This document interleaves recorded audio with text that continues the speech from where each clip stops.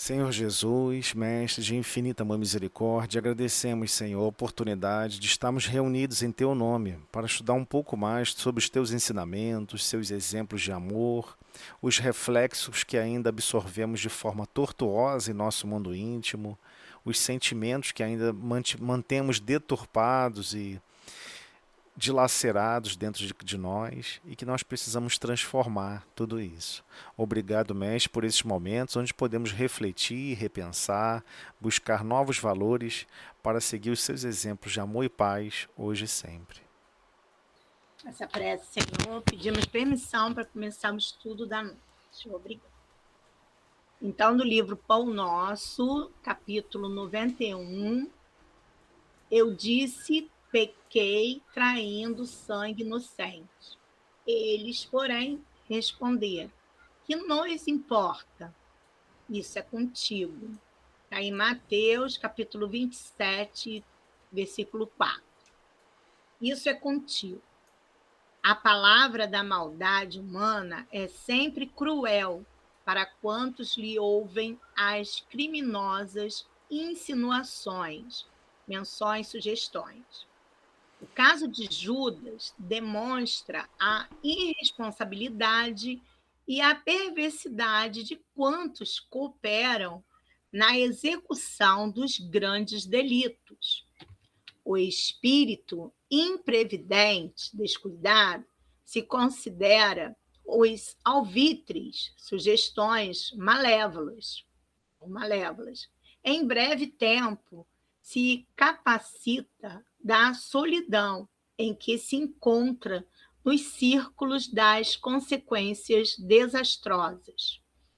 Quem age corretamente encontrará nos felizes resultados de suas iniciativas aluviões, abundância de companheiros que lhe desejam partilhar as vitórias. Entretanto, muito raramente sentirá a presença de alguém que lhe comungue, participe as aflições nos dias da derrota temporária. Semelhante realidade induz a criatura à prevenção mais insistente. A experiência amarga de Judas repete-se com a maioria dos homens, todos os dias, embora em outros setores.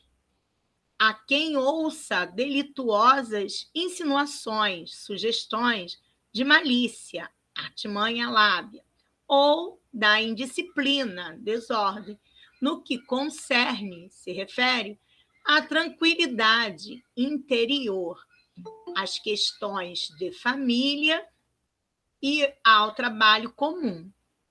Por vezes, o homem respira em paz, desenvolvendo as tarefas que lhe são necessárias. Todavia, é alcançado pelo conselho da inveja ou da desesperação, aflição, cólera, raiva, e perturba-se com falsas perspectivas, concepções, penetrando inadvertidamente em labirintos escuros e ingratos. Quando reconhece o equívoco, o engano, o erro do cérebro ou do coração, volta-se ansioso para os conselheiros da véspera. Mas o mundo inferior, refazendo a observação, ajuda, exclama em zombaria: que nos importa? Isso é contigo. É interessante, eu só vou comentar uma coisinha. A gente sempre quer se colocar como. A gente nunca se coloca como Judas, né? A gente sempre quer se colocar como uma pessoa certinha, fala de Judas, mas a nossa ação vai sempre repetindo essa atitude. Que nos importa? Isso é contigo. A gente está ali, junto com aqueles problemas, né? Aí, na hora que a gente pode ver que o problema tem uma consequência muito ruim, aí a gente mesmo fala que não se importa, isso é contigo. Você que causou esse problema, você resolva. Mas eu vou deixar você, Toseli, comentar. Não, mas é isso mesmo. É uma situação. Emmanuel, ele sempre aprofunda mais para a gente essa passagem. Eu adoro a passagem de Judas. Eu adoro. Eu acho fantástico. Fantástico. Por quê? Porque é a nossa cegueira. O exemplo pleno da nossa cegueira. Ah, os outros também tiveram exemplos de cegueira? Claro, todos eles tiveram. Não vê ninguém tentando defender o Cristo. Todos os outros traíram o Cristo. Tá? Todos, sem exceção. Nenhum se salvou ali. Todos traíram o Cristo. Se fosse listar assim, ó, esse aqui se salvou, né? Ele, poxa, fez tudo para defender o Cristo. Não fez não, todo mundo meteu o pé e saiu fora. Ninguém ficou. Então todos, de certa forma, largaram o Cristo sozinho. Você não sabe que ele é o representante máximo da vida? Você não daria a vida por isso? Cadê a honra? Cadê a coragem? Então, é claro que na hora que a sua vida está correndo risco, e por isso que eu admiro muito, né? Admiro muito mesmo. Todos aqueles que têm alma de guerreiro. Admiro profundamente. Que isso, mas são assassinos, são isso, são aquilos. Mas em algum momento da história, eles deram a vida para defender uma cidade de uma invasão. E não fugiram, não meteram o pé. Isso é um diferencial incrível para aquela consciência. Aquele recurso de se desafiar para tentar manter-se na verdade, é óbvio que é extremamente importante para toda a nossa eternidade. Nós não mantemos em todos os setores da vida essa mesma consciência. Se alguma coisa for afetar o nosso ganha-pão, entre ficar com a verdade e ficar com a manutenção do ganha-pão, você vai ficar com a manutenção do ganha-pão. Você não vai se sacrificar. Essa é a verdade hoje. Então, no caso lá do Cristo, foi a mesma coisa. Eles estiveram com Cristo muitos anos. Pedro morou na casa de Pedro por mais de 2 anos. Eles estavam junto com Pedro o tempo todo. Jesus ficou continuamente em contato profundo. Eles viram curar leprosos, curar cegos, trazer... A pessoa já desencarnou, ele volta. Chama Lázaro, Lázaro volta. Que é mais o quê? Que é mais o quê? Na hora que ele foi preso, e aí há aquela sensação de que tudo está acabado, Judas acreditava plenamente. Judas não era mau e perverso não, tá? Ele caiu na lábia de acreditar, em primeiro lugar, que o reino de Deus será uma manifestação física. Até hoje tem espírita que acredita nisso. Né? Interpreta mal aquela frase que, né, que alguém vai herdar a terra. Que alguém vai herdar a terra. Fica achando que vai herdar a terra de planeta. Você não vai herdar terra de planeta nem aqui nem na China. Tudo pertence ao Pai. Mas eu sou herdeiro de Deus. Mas a lei de herança, você só pode assumir a herança se o pai morrer. Já viu lei de herança na Terra? Você assumir patrimônios que não são seus, são dos seus pais, com eles em vida? Só que aí, olha a dica. Sabe quando que Deus vai deixar de existir? Nunca. Ele nunca deixou de existir e nunca deixará de existir. Então, o conceito humano de herança não é o conceito humano de divindade.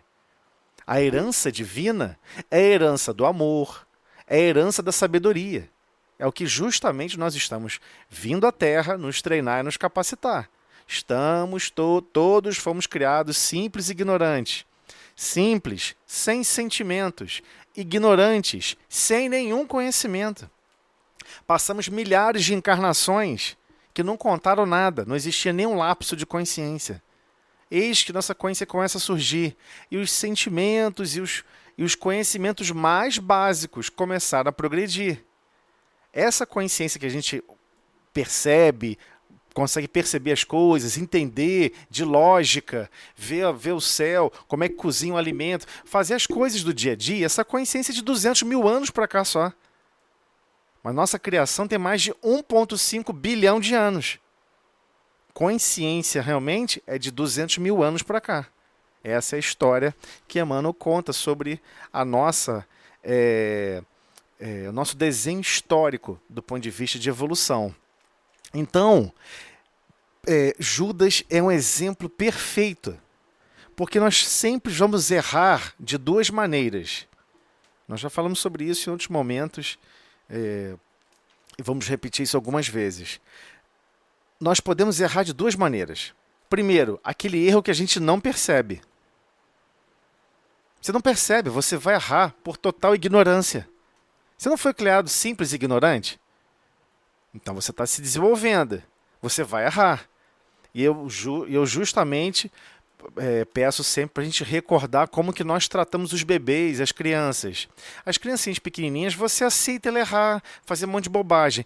Quando você vê um adolescente fazer a mesma coisa que uma criancinha, você briga com a pessoa. Ei, você não é mais criancinha, não.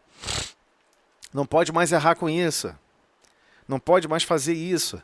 Só que a complexidade da nossa consciência, a complexidade da evolução, não dá para a gente analisar nesses extremos, nos extremos opostos, né? Da ausência total de consciência e da consciência em desenvolvimento engatinhando. Nós temos que analisar na realidade que nós estamos hoje. Na realidade que nós estamos hoje, existem sentimentos que a gente não compreende ainda. Nós ainda não amamos como deveríamos amar. Nós ainda não entendemos que todo projeto reencarnatório, todo ele...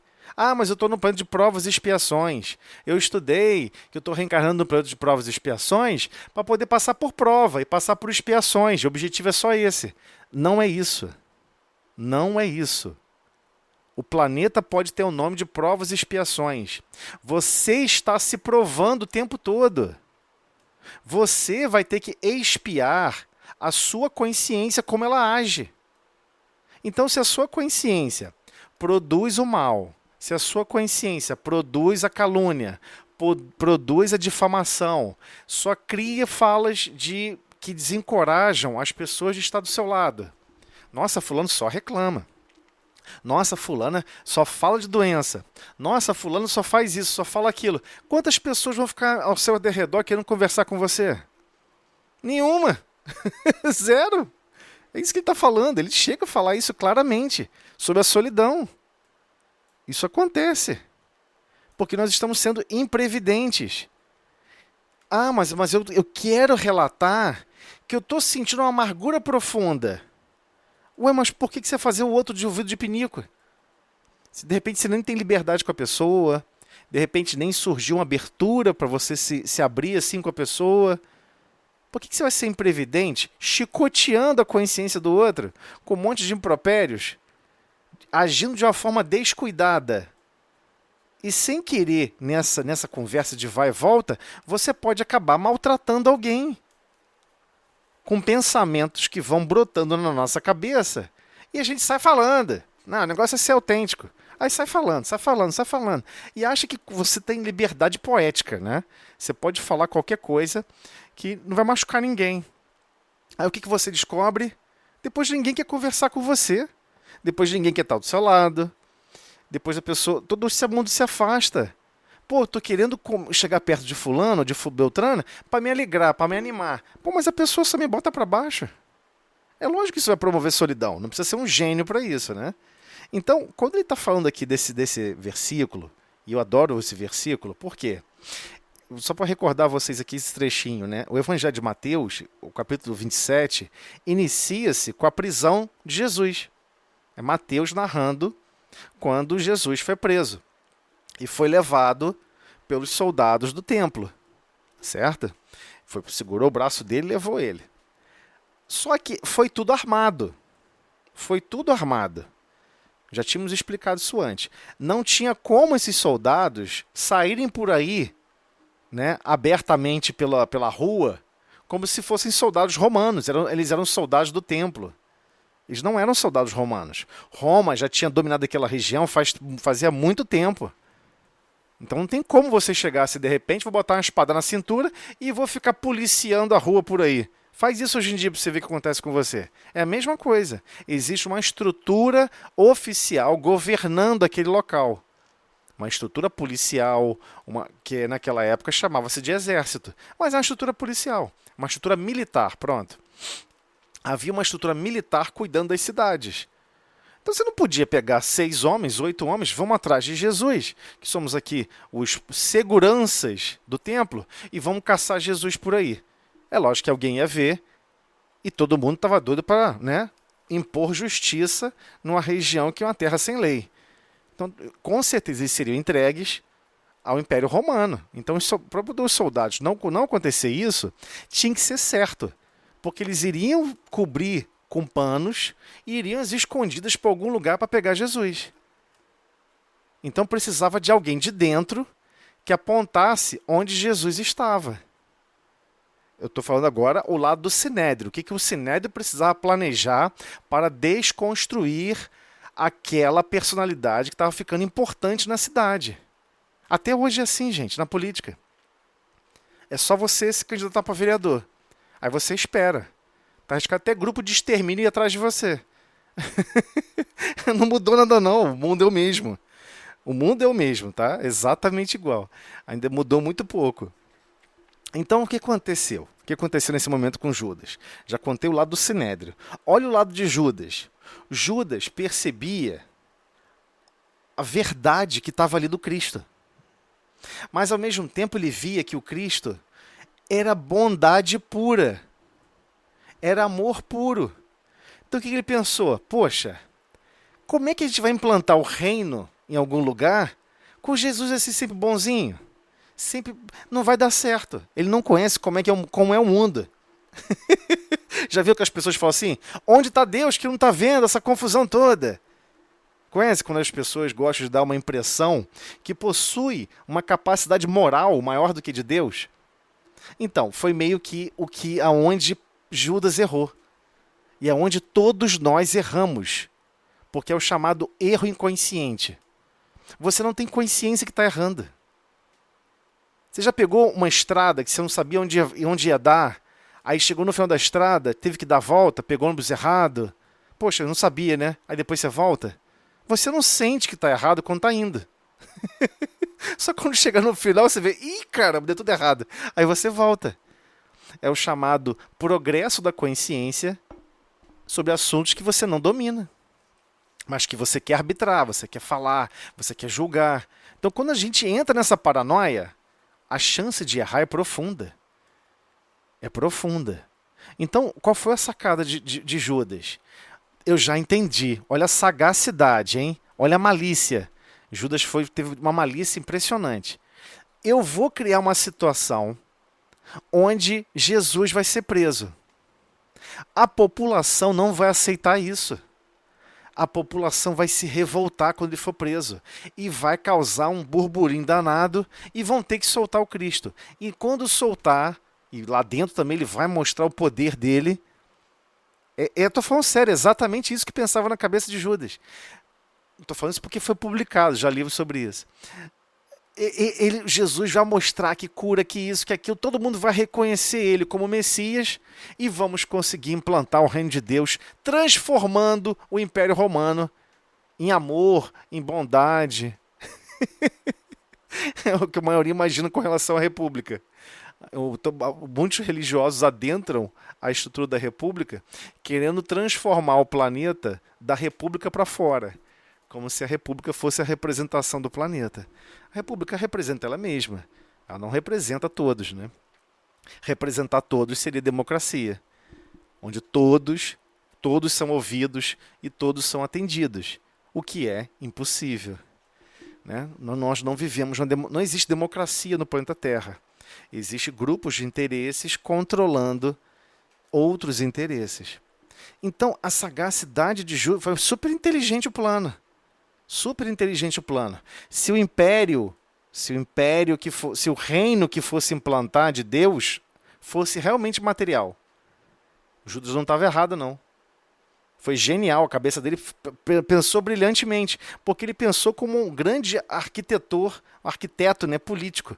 Eu vou criar essa situação, o povo não vai aceitar a prisão dele, porque todos que foram curados, todos que foram agraciados, todos que estiveram participando em todos os lugares, vão até lá defender ele, porque vão saber que é uma prisão injusta.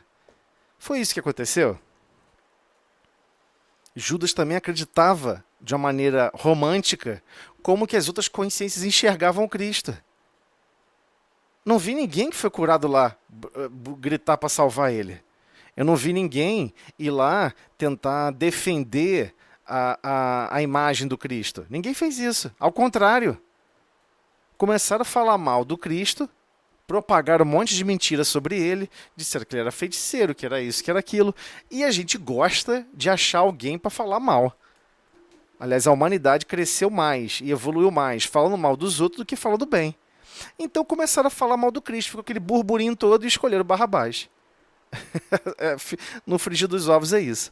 Então, quando Judas percebeu que foi enganado, que ele que agiu igual uma criança, acreditando que pudesse manipular um poder que ele não compreendia, essa foi a ingenuidade dele, quando ele percebeu isso, ele vai até o Sinédrio. Ele vai lá conversar com as pessoas. Que isso que vocês estão fazendo? Então, quando ele vai conversar, respondem para ele. Ele fala, e disse, pequei, traindo o sangue inocente. Ele falou assim, eu errei. Pequei eu errei. Eu sei que eu cometi um erro. Aliás, até a palavra pecado, tá, gente? Pecado é lá da estrutura do grego, tá?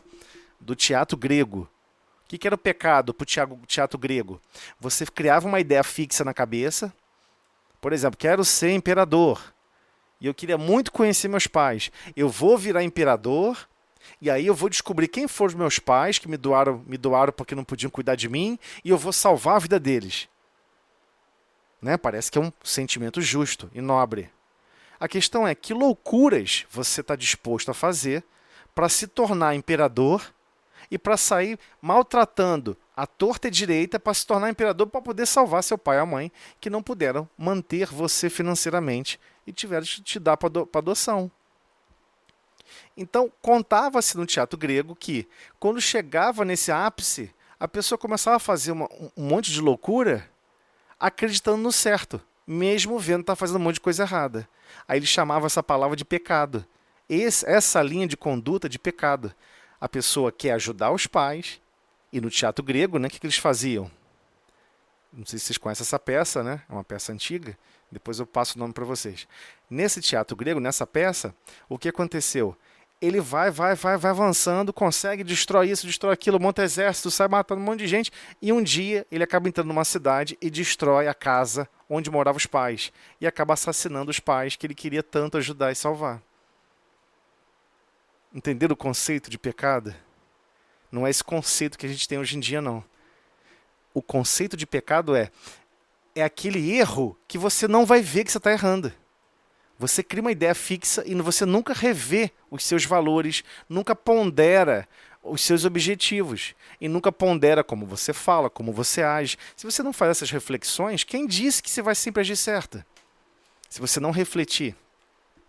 Então foi isso que ele falou. Caramba, eu cometi um erro grave.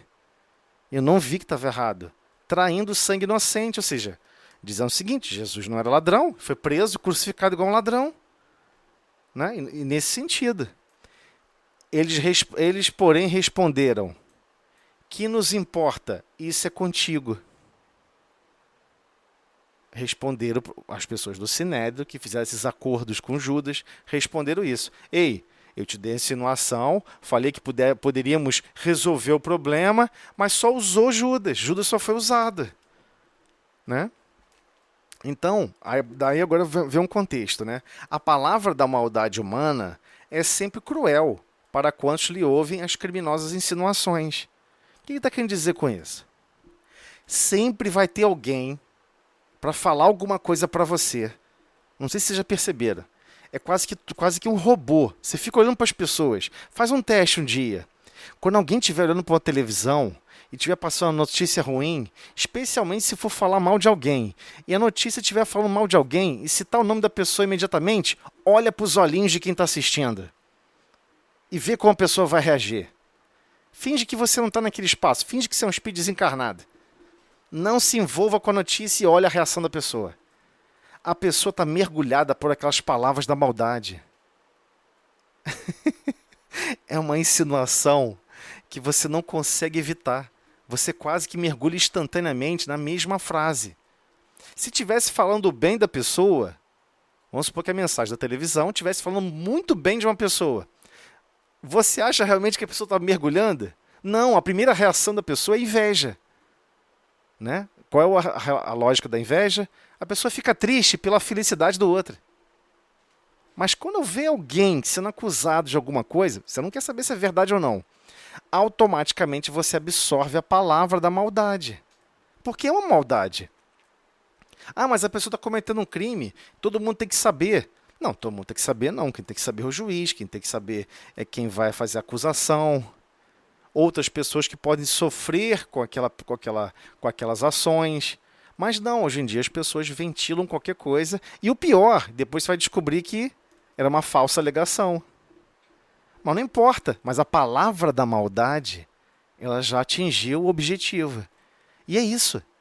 Não mudou nada, só muda o século, só muda... São só 2000 anos para cá, né, gente? Não mudou tanta coisa. Então, essas menções, sugestões, né, de insinuações criminosas, elas ocorrem também fora do corpo físico. Espíritos desencarnados podem colar na gente e falar, faz isso, vai lá, faz isso, fala isso, vai lá, gera confusão. Claro que eles não vão falar exatamente assim, né? Não sei se vocês sabem, mas para você obsidiar alguém, não sei se vocês já obsidiaram alguém, né, por aí, né? Mas vou ensinar para vocês, é bem fácil. É muito fácil você obsidiar alguém. Super tranquilo. Você nunca fala para a pessoa o que ela tem que fazer. Porque ela vai reagir contra na hora. A nossa consciência é autodefensiva. Aí o que você faz? Que a espiritualidade equivocada já ganhou experiência? Assopra a brasa. Ai, eu quero tanto que ser reconhecido, eu quero tanto que fulano goste de mim, eu quero tanto que isso... Aí você amplifica esse sentimento. É sempre assim, é só amplificar os nossos desejos centrais, que geralmente são distorcidos. Muitas pessoas vão dizer o seguinte, não, mas meu desejo central é evoluir, meu desejo central é progredir. Você tem certeza? Você tem certeza que você está analisando o que está falando? Você tem certeza que tudo que você faz, você para balancear, pensar, repensar. Eu estou agindo corretamente?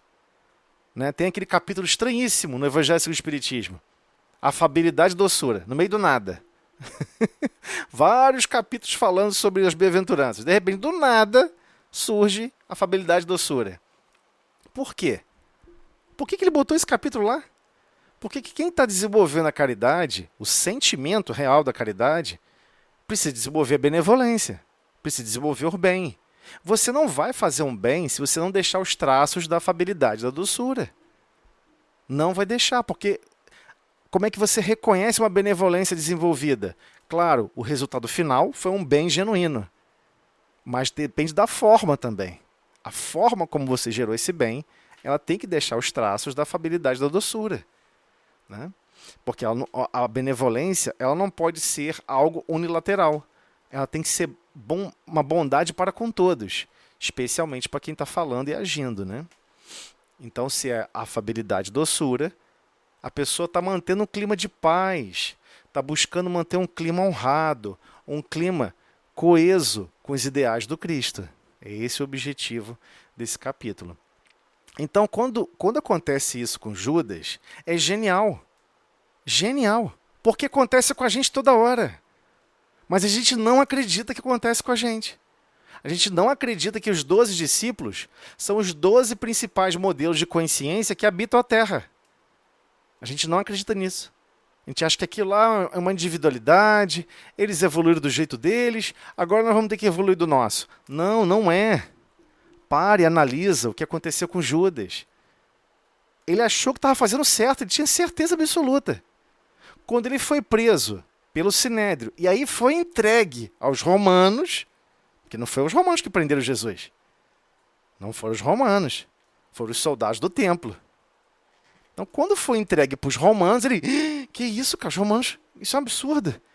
E não tinham que acusar ele. E não soltaram.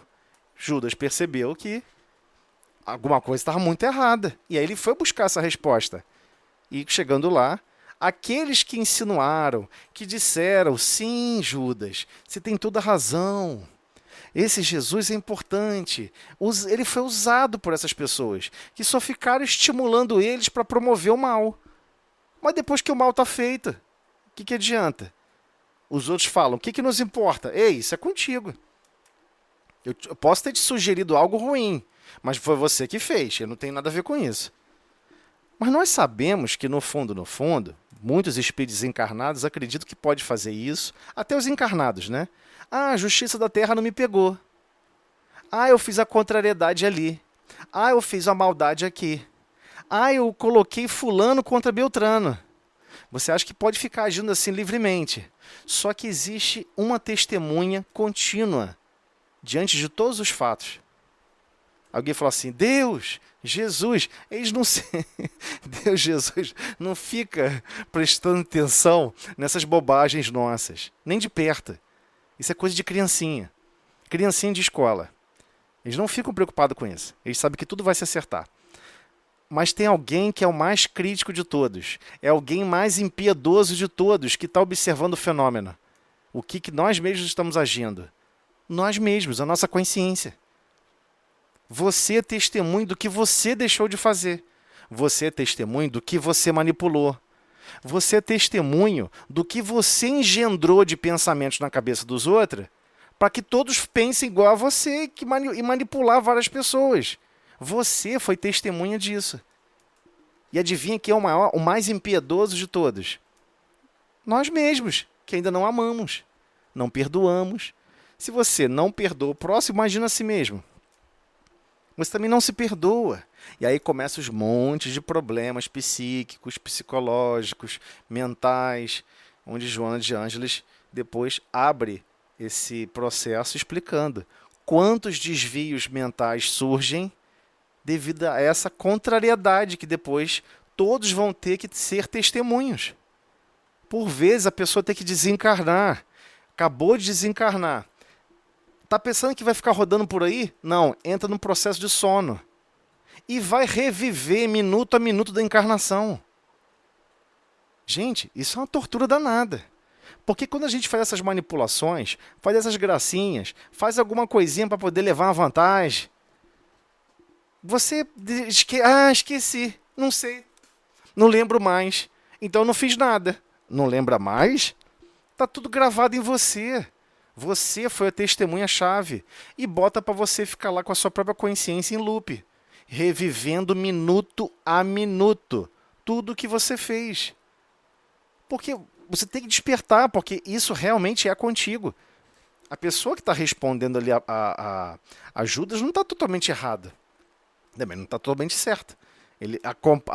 A parcela de erro ele já cometeu. Mas a parcela seguinte só poderia existir com comprometimento com a ação de Judas.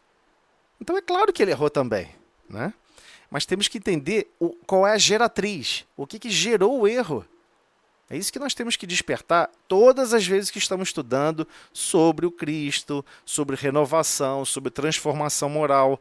Precisamos renovar a geratriz dos nossos pensamentos, a geratriz dos nossos sentimentos. E reconhecer, caramba, não é que eu sou um grande manipulador? Não é que para fazer com que minha vontade seja aceita, eu faço isso, aquilo? E alguém pode pensar assim, poxa, mas eu estou escolhendo fazer isso porque eu acho que é o mais certo.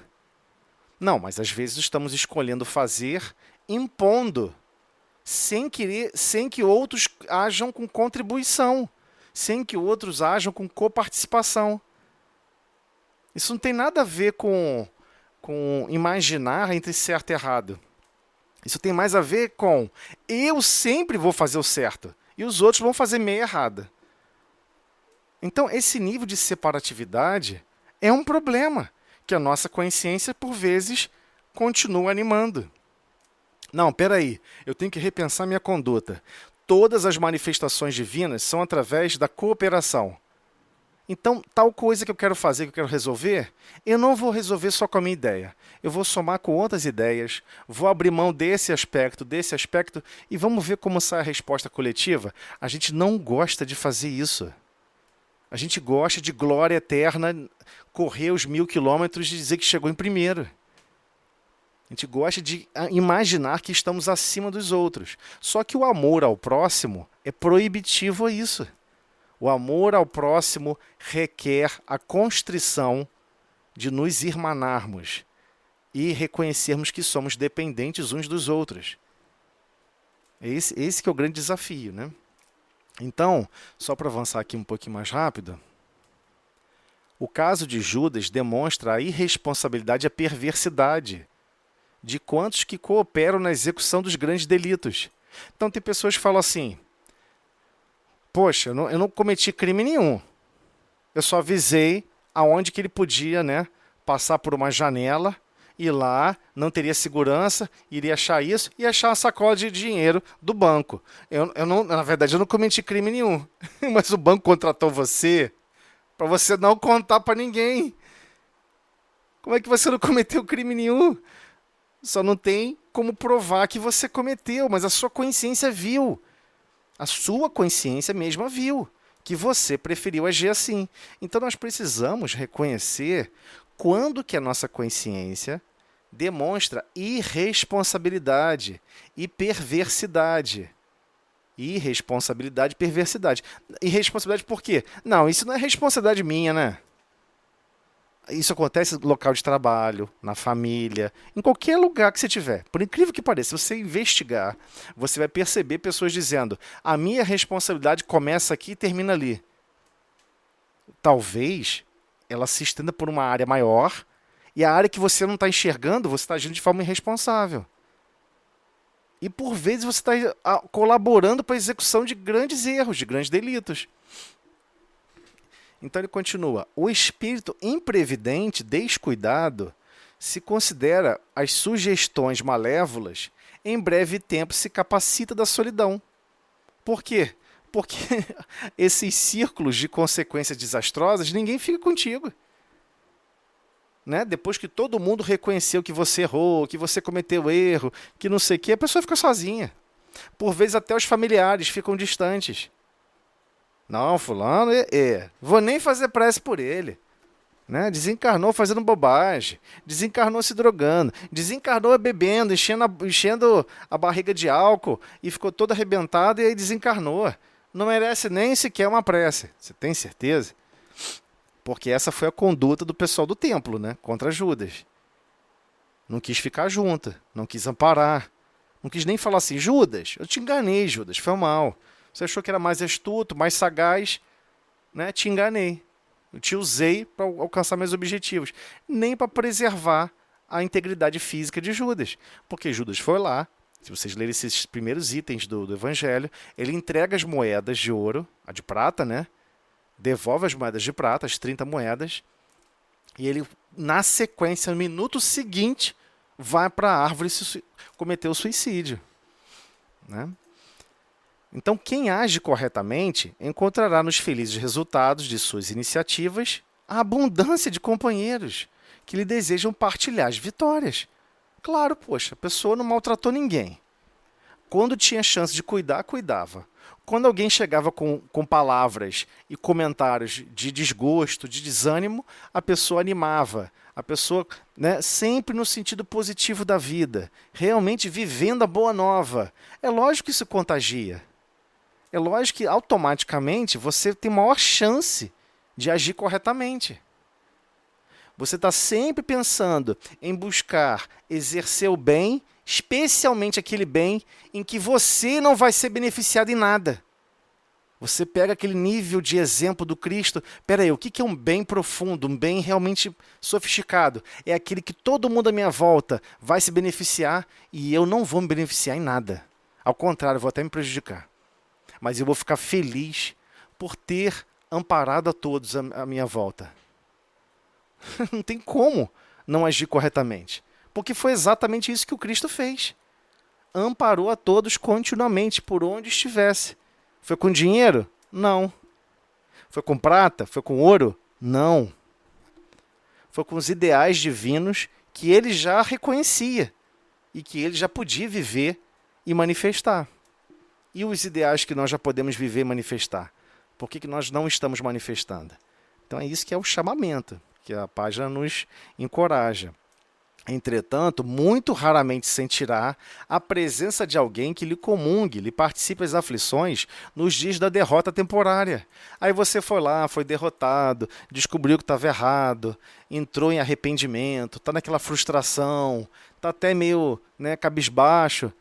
Ué, cadê aquele monte de gente que botou um monte de ideia? Não, é isso mesmo, você tem que atacar, você tem que se defender, você tem que isso, você tem que aquilo.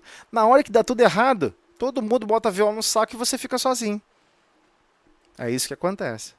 Então, semelhante realidade induz a criatura à precaução, essa prevenção mais insistente. A experiência amarga de Judas repete-se com a maioria dos homens. Com a maioria dos homens, todos os dias, embora em outros setores. Não é o mesmo setor. Há quem ouça. Aqui é pesado, hein? Porque aqui ele está falando o seguinte, que a frase está falando o seguinte, a gente pode até mudar aqui a frase de posição, né? Botar essa frase aqui no começo. Relativa às questões de família e também às questões de trabalho comum, né?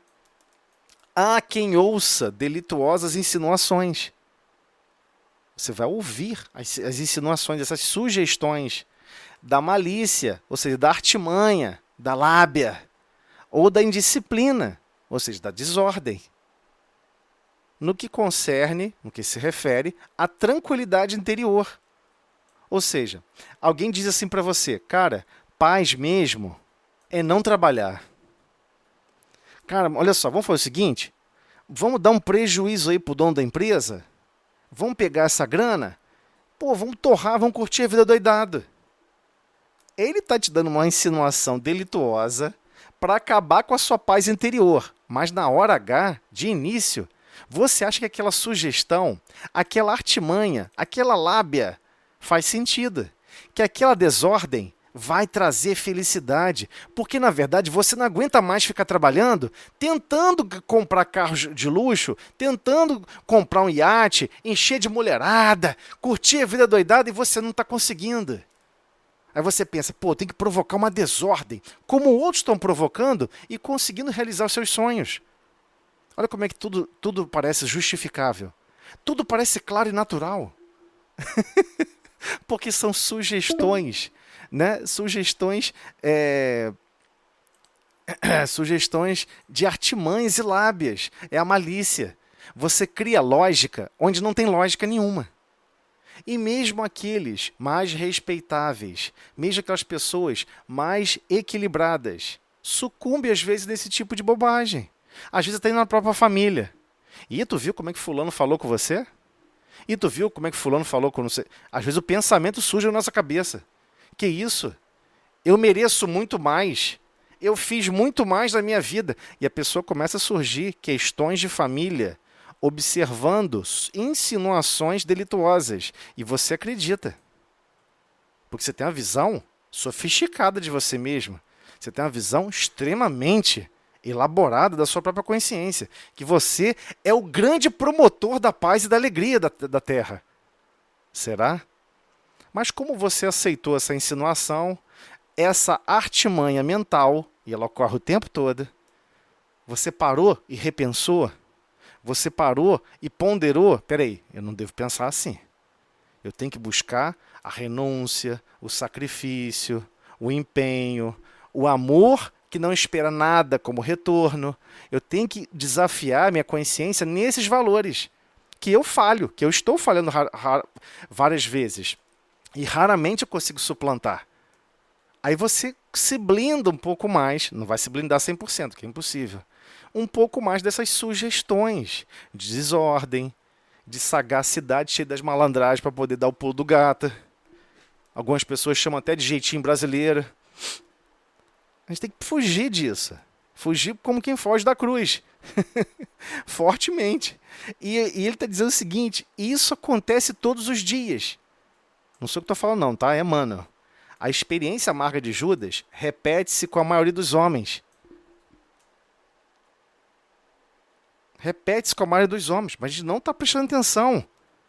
Que não está pensando na origem do problema que aconteceu com Judas. Judas era um comerciante, um estrategista. Ele imaginava, pô, Jesus é muito bobinho. Ele é muito bondoso com todo mundo. Ele nunca vai implantar o reino de Deus aqui na terra. Eu já sei, ele está esperando a minha sagacidade. Ele está esperando que eu dê o pulo do gato. Eu vou criar então uma estratagema para dar certo, para fazer funcionar.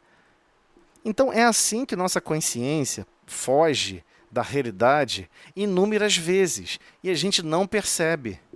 Então, como agora, né, nossa consciência já existe há 200 mil anos. Só 2.000 anos para cá é que nós estamos realmente percebendo com o exemplo do Cristo. Mas percebendo agora com o exemplo do Cristo, a gente já tem uma orientação. Peraí, eu estou pensando isso. Dentro dos valores do Cristo, como que isso se representa? Como algo positivo ou como algo negativo? Isso vai afetar quantas pessoas? Vai melhorar a minha vida e algumas pessoas que eu gosto muito. E vai prejudicar várias outras. Foge disso. Foge disso. Porque você não está preocupado com o trabalho comum a todos. Não, mas isso tem a ver com a família. E eu acho que isso é o mais certo com relação à família. Mas eu vou gerar um monte de ódio, um monte de raiva, e depois ninguém quer falar comigo e todo mundo foge de perto de mim. Isso são questões de família. Você vai ter que julgar se você está certo ou errado. E conviver com as consequências da solidão. Isso aqui é inevitável. É igual você querer falar de economia. Se você bota dinheiro no mercado, você gera inflação. É um fenômeno natural. Né? O cara tem muita laranja para vender e poucas pessoas para comprar, o preço da laranja vai baixar. É natural, ele quer vender laranja, senão vai estragar a laranja. Ele vai botar mais baixo para conseguir vender. Tudo de uma vez só, o mais rápido possível. Então são fenômenos naturais. Então as reações das pessoas são reações naturais de quem ainda não ama e de quem ainda não possui sabedoria. Então nós temos que repensar como estão sendo geradas as nossas escolhas, em termos de pensamento, em termos de lógica, de bondade, lógica sobre o amor, lógica sobre o cuidar e lógica sobre os sentimentos da caridade, benevolência para com todos, indulgência, ou seja, tolerância e compreensão para com as imperfeições alheias e o perdão das ofensas. Sem exercer esse conjunto de ferramentas, você não ama. Não ama. É loucura. É devaneio. Você está atacando a sua própria consciência, atacando o seu pensamento. Então, ele continua no finalzinho aqui, ó. Por vezes o homem respira em paz. Está lá em paz, tocando a vida, tudo direitinho, desenvolvendo as tarefas que lhe são necessárias. Todavia, porém, contudo, todavia, é alcançado aquele conselho da inveja. Lembrando o que é sentimento da inveja. É quando você fica triste com a alegria do outro. Você vê a felicidade surgir no outro, você fica triste. A maioria não percebe esse sentimento. Ou então qual outro sentimento? Aquele sentimento da desesperação. Você fica aflito, com cólera, com raiva. Então, todos nós, sem exceção, vamos ser alcançados por esses dois fenômenos. Se a gente não prestar atenção e trabalhar esse sentimento, ele aflora, ele cresce, ele se reproduz e se torna o quê? Perturbação. Então, automaticamente, perturba-se com falsas perspectivas. Você cria concepções loucas na sua cabeça. O conceito de vida possa só funcionar na sua cabeça, penetrando inadvertidamente em labirintos escuros e ingratos. E você lá se enterra. Quando reconhece o equívoco, que estava enganado, estava errado, seja um equívoco do ponto de vista de lógica, ou seja, do cérebro no sentido de lógica, ou do coração, ou seja, de sentimento. Nossa, eu que senti a situação de forma errada. Eu que pensei a situação de forma errada. Volta-se, ansioso, para os conselheiros da véspera. peraí, pô, você que falou que fulano não gostava de mim, Beltrano não gostava de mim, isso aconteceu com a minha filha na escola, né? Minha filha mais velha estava na escola, aí de repente alguém falou assim pra ela que, ó, fulaninha não gosta de você, fulaninha te detesta, que não sei o quê. Aí ela veio falar comigo. Eu falei, filha, olha só, o ser humano é igual uma flor. Ele possui pétalas maravilhosas, perfumes grandiosos, mas é cheio de espinho. E geralmente ele quer mostrar o espinho primeiro. Então você não sabe que tipo de sofrimento aquela pessoa está passando. De repente aquela criança está passando um monte de problema, um monte de decepções, um monte de ingratidão, um monte de dificuldade. Ela quer arremessar isso em todo mundo. Não se engane, todos os adultos fazem isso também, tá? É porque a criança faz isso de forma descarada. Aí ela, é isso, é isso.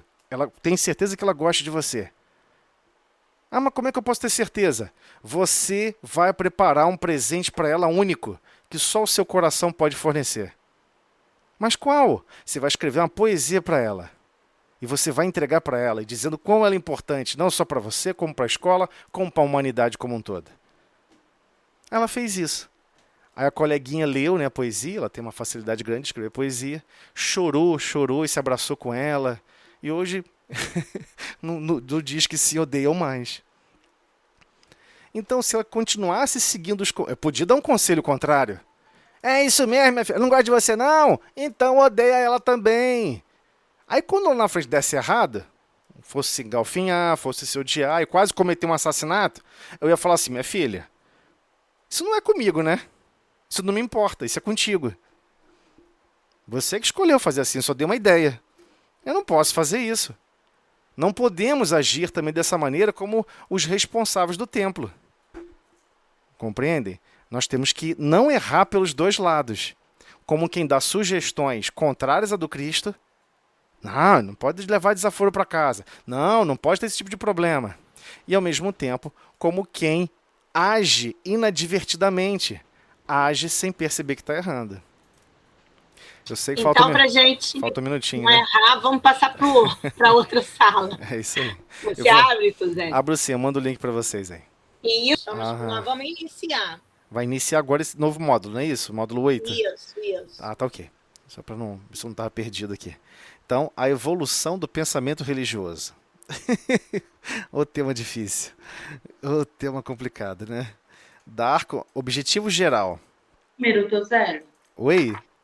É que número? É a página... Deixa eu achar aqui a página, acho que é igual a 383, do tomo único. 383. Aí o primeiro roteiro, roteiro 1. A base religiosa da humanidade. Obrigada. Então, antes de ler aqui, eu quero relembrar a todos vocês aquele conceito que nós já havíamos conversado sobre o que é religião. Religião chama-se religare. Religare é você se religar conscientemente a Deus.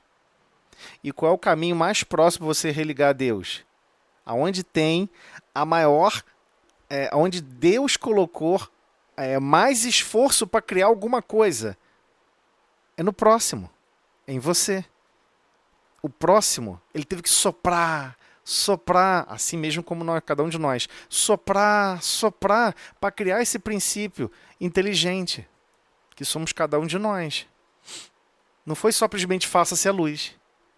Então, lá no Velho Testamento, só para relembrar isso, né? Lá no Velho Testamento, há uma explicação da complexidade que foi para criar cada consciência. Ok? Então, é óbvio que se você ama a Deus, você ama toda a criação. Então, a frase, amar a Deus sobre todas as coisas, sobre todo o teu coração, toda a tua alma, e até o próximo como a ti mesmo, é redundante. Essa lei já existia até. Antes de Jesus surgir a Terra. Na personalidade de Jesus, né? Jesus de Nazaré. Então, se religar a Deus é se religar ao próximo. É amar todos os aspectos da criação. O reino vegetal, o reino mineral, o reino hominal. E para você se religar a Deus, você tem que se harmonizar com cada consciência. Ah, quer dizer que eu tenho que participar das mesmas loucuras que outro ser humano faz? Não é isso. Se interligar em cooperação, em cooperar na obra. Por exemplo, você está andando na rua, aí você vê um passarinho machucado, você não vai cuidar dele? Você pega, tenta cuidar, vê se, né, de repente foi uma coisa boba, você cuida. Você está amparando o reino animal. Você vê uma árvore toda torta, quase caindo, você vai lá, ajeita a raiz. Você ampara também o reino vegetal. E por que a gente não age assim no reino hominal?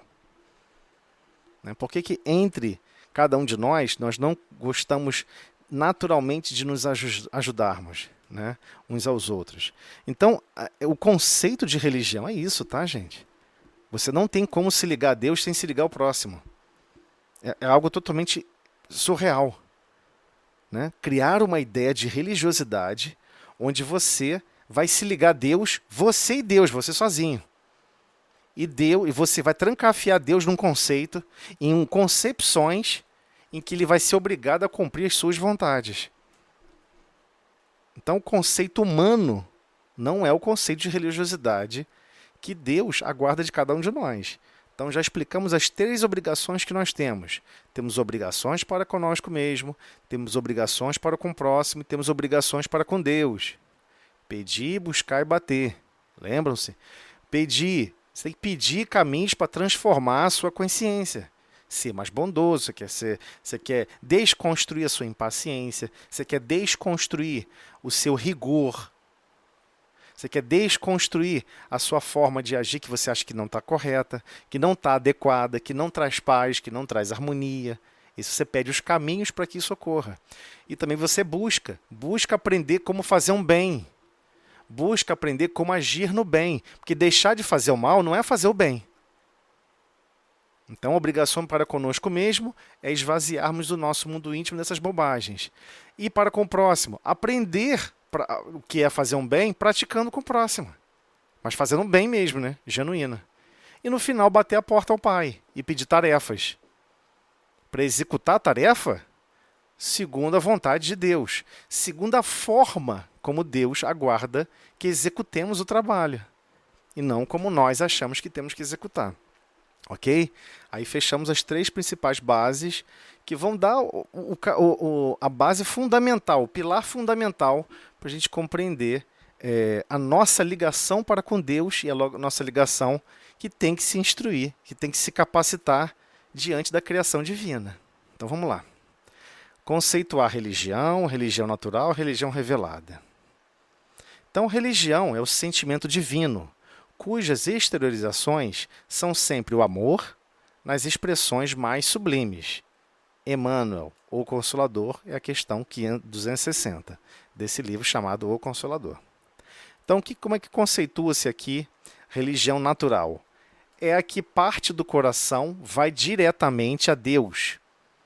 Tem Allan Kardec, uma obra que foi publicada sem a vontade dele, por isso chama-se Obras Póstumas, ele já havia desencarnado, pegaram o que ele escreveu e publicaram a revelia. Então, em Obras Póstumas, ele já havia comentado sobre isso. É a parte do coração que vai diretamente a Deus. Segunda parte do item Futuro do Espiritismo, página 299.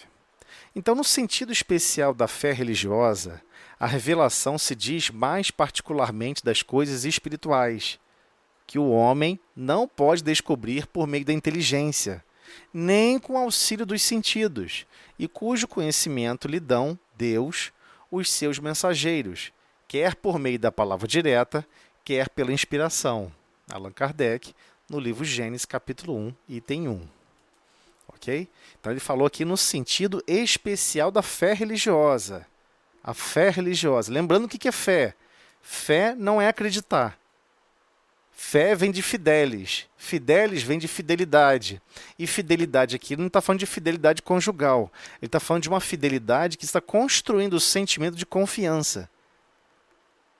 Você confia em Deus e Deus também confia em você. É uma mão dupla. Deus, de repente, coloca crianças sob nossa responsabilidade. E Deus está confiando que você vai se empenhar e cumprir as tarefas que você tem que cumprir segundo os preceitos divinos. Ah, mas eu não consigo. Ah, e se eu esqueci de alguma coisa? Ah, e se eu não conseguir? Se acalma, faz prece, medita, reestrutura o seu mundo íntimo. E você vai querer ser uma pessoa até melhor, só para cuidar melhor do seu filho, da sua filha. É impressionante o mecanismo, né? É um mecanismo de alavancar a humanidade e funciona, né? Eu nem sei se eu estou no item certo aqui, mas vamos lá. Aí a gente vai para os subsídios, né? Aí, mais, Pula para o aí subsídio, então? vamos. Então vamos pular pro Subsídio. subsídio primeiro. Conceito de religião, religião natural e religião revelada. A evolução moral da humanidade tem como base o sentimento religioso inato da existência de Deus. Claro, não é em qualquer lugar que você vai falar sobre isso e a pessoa vai concordar. Mas, independente do conhecimento científico, independente do conhecimento que foi evoluído nas repúblicas, nas escolas, não importa onde, toda a humanidade, sempre que esteve um povo, seja um povo indígena, seja o que for, sempre reconheceu que existe algo superior.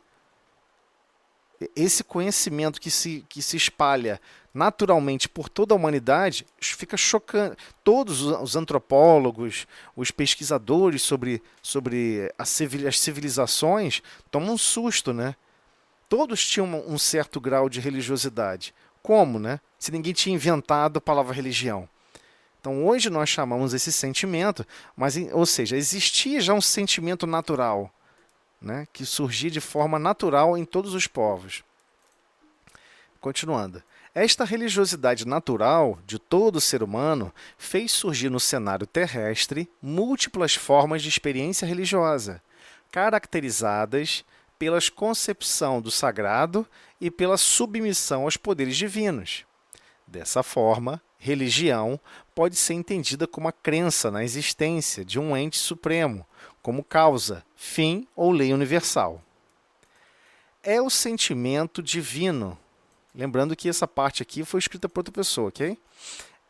Agora é uma citação de um livro. É o sentimento divino que prende o homem ao Criador. É o sentimento divino que prende o homem ao Criador.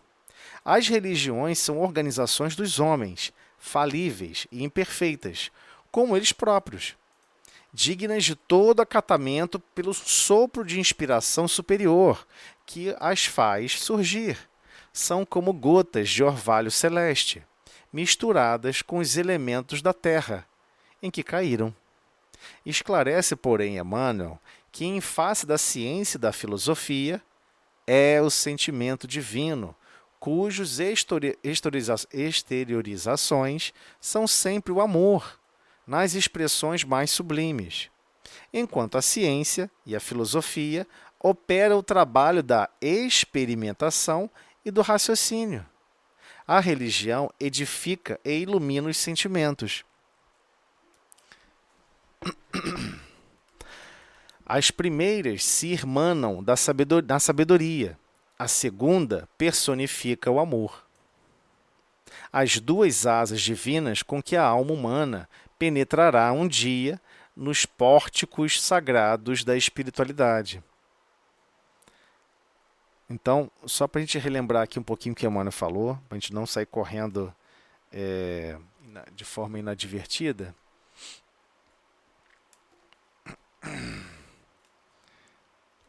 Cadê aqui a ferramenta?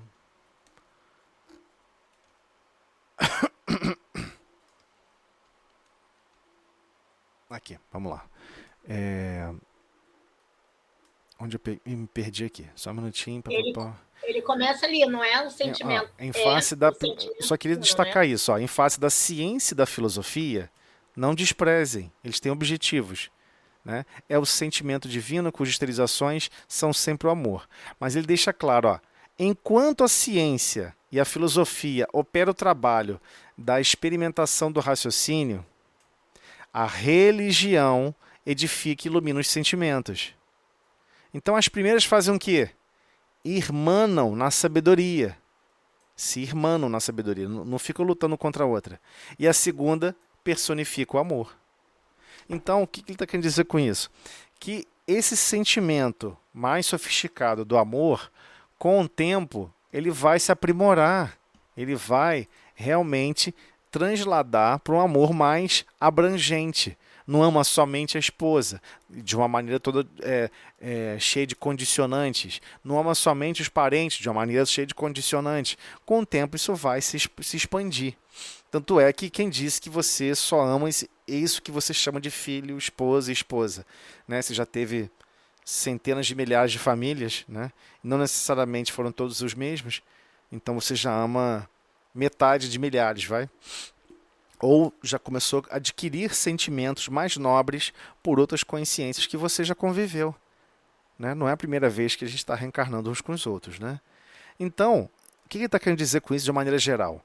Tudo se equaliza, tudo se equilibra. A filosofia e a religião, ela possui uma parte importante nesse processo, porque tanto a ciência e a filosofia, ela opera onde? No trabalho da experimentação e do raciocínio. Da experimentação e do raciocínio. Então, a filosofia ajuda você a pensar sobre as questões, a criar paradigmas, a ponderar certos ideais. E a religião, ela vai auxiliar cada um de nós, no sentido mais de estudar religiosamente, não digo em termos de intensidade nem de repetição, mas de estudar do ponto de vista de evolução moral, o comportamento e o histórico do Cristo, como que ele escolheu agir aqui e ali, como que ele sentiu a vida em relação a esse ou aquele outra situação, isso ajuda a gente a amar a vida. Porque todas as vezes que a gente lê sobre a palavra amor, a gente fica achando que é amar alguém ou alguma coisa. Não é verdade. Aqui a personificação personifica o amor, é um amor no sentido mais amplo. Você amar a vida, amar a existência, amar a criação divina. É um sentido mais amplo da palavra. É um sentido mais amplo conceitual que, de certa forma, a gente não trabalha. E que a religião tenta construir isso em nossa consciência. Que, naturalmente, a gente não faz sozinho. A gente precisa desse apoio. Não só a gente precisa, como necessita profundamente. Senão Jesus não haveria necessidade do próprio Cristo em pessoa, animar uma consciência chamada Jesus de Nazaré para demonstrar para a gente, olha, vou mostrar para vocês como se vive a vida plenamente, em abundância e com amor. Eu vou dar o exemplo, testemunho de amor. Então, em todos os momentos, você vai ver a personificação do amor, a manifestação da consciência dele mais profunda, que segue os preceitos do Pai. Por isso que quando ele curava alguém, ele falava, a tua fé te curou. Ele não falava que foi ele. Não é estranho? Ele não falava, fui eu. Tá me devendo, hein, rapaz? Por que ele não falava isso?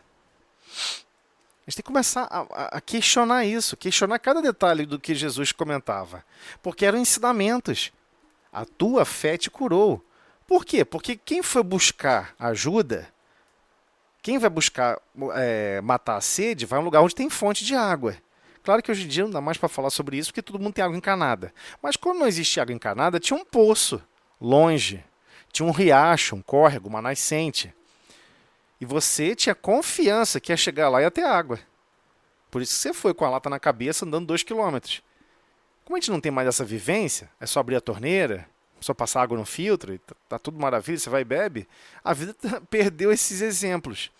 Mas observa só, quem vivia naquela época tem que ir lá buscar. Então, quando a pessoa estava adoecida e via aquele facho de luz que amparava, que curava, que socorria, observava aquelas falas completamente diferentes daquele tempo e incrivelmente diferente do tempo de hoje. Qualquer assunto que você fosse puxar hoje com Jesus de Nazaré ao seu lado, ele nunca ia falar mal da vida. Ele nunca ia discorrer mal, falar mal de alguém. Ele nunca ia demonstrar nenhuma contrariedade sobre coisa nenhuma. Ele não vive animando esses sentimentos, nunca viveu entre nós animando esses sentimentos, que a gente acha que isso alimenta a nossa alma de alguma maneira. Na verdade, intoxica, né, a nossa alma, intoxica a nossa consciência. Então, quando ele fala sobre essa personificação do amor, personificar o amor, dar personagem, é a personagem do Cristo. Olha como Jesus amou a vida. Olha como Jesus amou a todos os reinos, a todas as situações. Olha como ele chegou e falou que ele andava com aquele tronco de carro de bois e quem guiava a consciência dele era Deus. Tomai sobre vós o meu jugo. O que é o jugo? Ele admite que ele tem um jugo. Olha, eu tenho um jugo. Eu não fico fazendo minha vontade por aí. Eu quero que a minha vontade coincida com a do Pai. Então quem guia o carrinho do boi é o Pai. Mas aí eu aceito esse jugo, essa imposição divina. E ele deu um exemplo forte, né? Esse exemplo é fortíssimo. Tomai sobre vós o meu jugo e aprendei de mim, que sou manso e humilde de coração. O que ele está falando? Está vendo aqui essa trave de bois, que cabe 2 boizinhos? Então, eu já estou aqui. Vem, anda do meu lado. Vamos caminhar juntos. Foi esse o convite que ele nos fez com relação ao amor. A maneira mais certa de acertarmos o amor é buscar o amor de Deus. Como que Deus cuidaria daquele próximo? Como que Deus resolveria esse problema? Claro, não a visão equivocada de Deus, né? Porque a maioria acredita que Deus pune, que Deus maltrata, que Deus faz isso, que Deus faz aquilo. Tirando isso de lado, é óbvio que nós temos que perceber que a personificação do amor é esse cumprimento efetivo da vontade divina. E qual é a vontade divina? Que todos progridam, que todos evoluam, porque as galáxias estão aguardando. Ah, mas tem bilhões e bilhões de espíritos por aí afora, porque tem bilhões e bilhões de planetas. Deus não para de criar e não nos presta conta nem satisfação. E nós não fomos criados à toa. Temos que evoluir por algum motivo. Temos funções para cumprir na criação divina. Temos funções para cumprir na vontade divina. E somos criaturas, né? Não criadores. Temos que compreender essa vontade e executá-la, né? Então, para isso, precisamos avançar no amor e na sabedoria. Senão não tem jeito. Por isso que ele fala de adentrar esses pórticos sagrados da espiritualidade. Quem são esses pórticos sagrados? É um lugar circunscrito? É óbvio que não.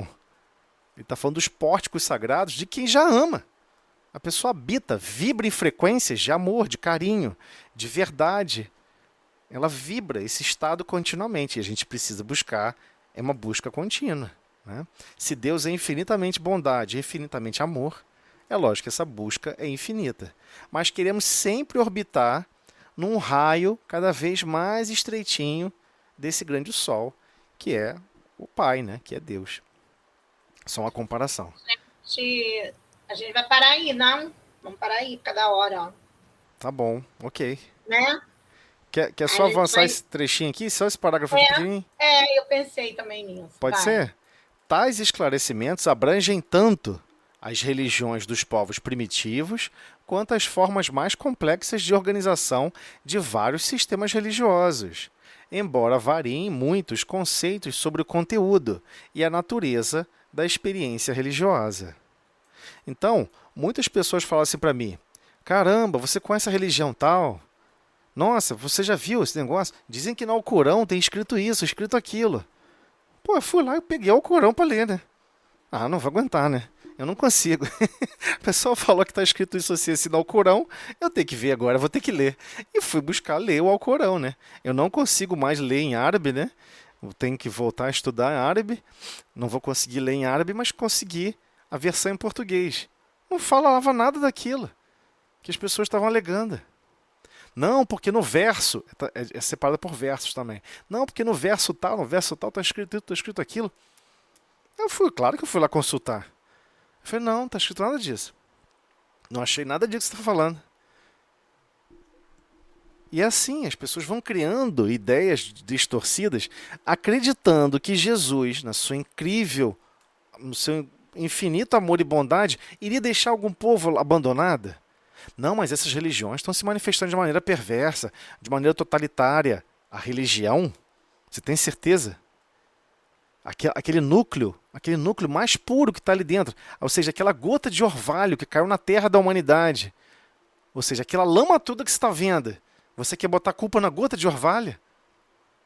né? Já vi diversas pessoas falando, não, nunca vi tantas pessoas, tantas guerras, guerras religiosas, como destroçou a humanidade. Mas do que você está falando? Não tem nada a ver com religião. Não tem nada a ver com esse sentimento mais profundo e mais genuíno de buscar se irmanar e se irmanar uns aos outros para estar conectado a Deus. Não tem nada a ver com guerra, com nada disso. Todas as manifestações de guerras, de domínios, isso tem a ver com os interesses humanos para com a matéria. Não tem nada a ver com religião. Não, mas então você quer dizer que não existe intolerância religiosa? Claro que existe intolerância religiosa. Mas eu duvido que se o religioso fosse mega milionário, ele estaria preocupado com outra religião. Eu não conheço nenhuma religião que a pessoa é mega milionária que está preocupada com a outra religião que é cheia de pessoa pobre. Eu não conheço. Eu conheço o contrário. A pessoa está numa religião, um sofrimento danado, e está vendo em outro conjunto de religiões e uma vida mais fácil. E a pessoa fica um revoltado contra o outro. Então, se buscar a origem dos sentimentos que causaram a revolta, a contrariedade, não tem nada a ver com essa gota de orvalho, como Emmanuel explicou para a gente, que essa relação mais divina, mais pura da religião, é essa gota de orvalho que pinga nessa grande seca que é ainda o nosso coração, que são ainda os nossos sentimentos. Então a gente não pode cair nesse discurso e de imaginar que religiosidade... Tem diversas pessoas que combatem religiões, vivem falando mal de religiões. Aí você fica, caramba, que absurdo. Ah, porque naquele grupo tal, porque eu soube que lá não sei aonde do mundo árabe tinha um monte de gente revoltada. Aí você fala assim, meu amigo, mas o IRA na Europa, aquela coisa doida que teve lá, um monte de bombardeio, um monte de bomba, era um grupo católico. O que você está falando? Como é que você pode falar uma bobagem dessa? Não tem nada a ver. O que é comum a todas as religiões são os seus participantes. As pessoas que estão participando, elas estão com problemas, estão com as almas adoecidas, com os corações adoecidos. Qual você acha que vai ser a resposta funcional e a resposta de convivência? Ainda vai ser ruim. Mas a gente vai superar, daqui a pouco isso passa. É só cair mais gota de orvalho. E a pessoa vai se arrastando a cabeça pela lama, arrastando a cabeça pelas dificuldades, aí resolve operar de outras maneiras. Não podemos culpar essa gota de orvalho, é o contrário. Essa gota de orvalho é o que está realmente transformando a humanidade. É só olhar a história de 200 mil anos para cá. Né? Como que a humanidade se transformou em vários aspectos, né? É verdade. E fora as bondades, né? O trabalho, né? Que eles também, todas as religiões praticam. A gente tem que exaltar. Ainda é um pouquinho, mas é algo, né? A gente sempre tem que ver esse lado. Sim, né? Sim, com certeza. Com Bom certeza. trabalho. Com o próximo. Ainda não é o ideal, mas... Aí também da humanidade se não tivesse esse trabalho, né? De Exato. ajuda Mas aos órfãos. alguém pode falar assim, mas é tão pouquinho. Deve ser 0,5%, 0,01%. Mas eu prefiro 0,01% do que nada. Nada, Do que o zero. Então faz a nossa prece aí, Tozelli, para a gente finalizar. Vamos lá. Senhor Jesus, Mestre de amor e infinita misericórdia, agradecemos, Senhor, a oportunidade de mais uma noite, mais um pouquinho, poder acessar essas gotas de orvalho do Teu infinito amor que recai sobre toda a humanidade e que ainda, Senhor, desprezamos, ignoramos, estamos preocupados com coisas totalmente inúteis, divagando na Terra sem compreender os nossos objetivos, de onde viemos, para onde vamos. Pedimos, Senhor, a Sua infinita misericórdia para guiarmos as nossas consciências, a aprendermos um pouco mais, a sentirmos a vida de maneira diferente, a realmente nos esforçarmos nesses caminhos de transformações que são tão árduos, tão complexos, tão invisíveis ainda à nossa consciência. Obrigado, Mestre, por esses momentos para podermos refletir um pouco, nos desconectando, alguns minutos pelo menos, da nossa correria do dia a dia, da vida. Só temos a agradecer por todos os recursos e oportunidades que nos são ofertadas, hoje e sempre. Essa prece, Senhor, pedimos permissão para finalizar o estudo da noite. Muito obrigada. Engraçado.